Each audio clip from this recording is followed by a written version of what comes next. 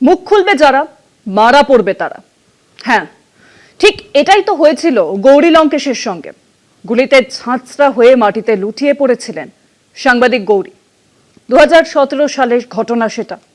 তারপর দিনের পর দিন কেটেছে, রাতের পর রাত। বিচার চলছে বিচারের মতোই। পেরিয়ে গেছে 8টা বছর।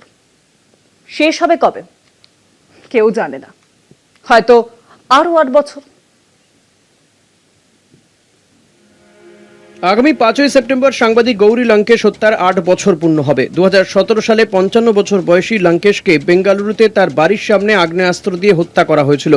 17 জনকে গ্রেপ্তার করা হয়েছিল, তারা সবাই দীর্ঘদিন ধরেই জামিনে মুক্ত।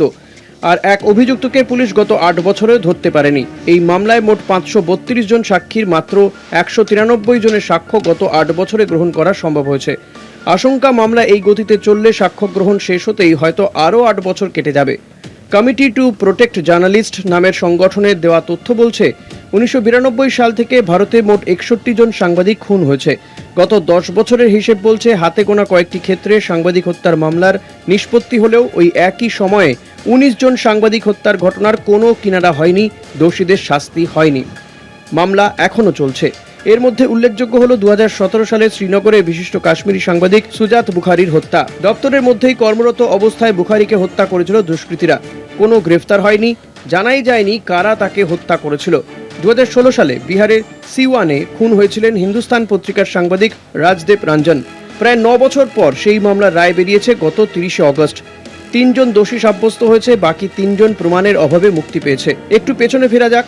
1999 সালে খুন হয়েছিলেন আউটলুক ম্যাগাজিনের কার্টুনিস্ট ইরফান হুসেইন। 2006 সালে এই মামলা শেষ হয়। কাউকেই দোষী প্রমাণ করতে পারেনি পুলিশ।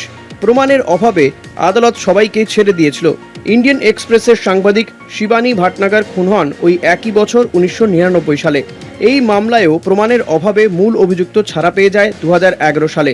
অসমের সম্পাদক পরাগ দাস হত্যা মামলা চলেছিল 1996 থেকে 2009 পর্যন্ত, কেউ শাস্তি পায়নি।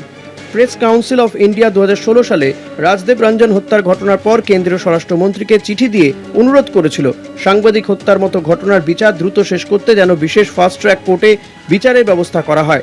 কারণ 96% ক্ষেত্রেই দেখা যাচ্ছে সাংবাদিক হত্যার ঘটনার বিচার শেষ হয় না, চলতেই থাকে।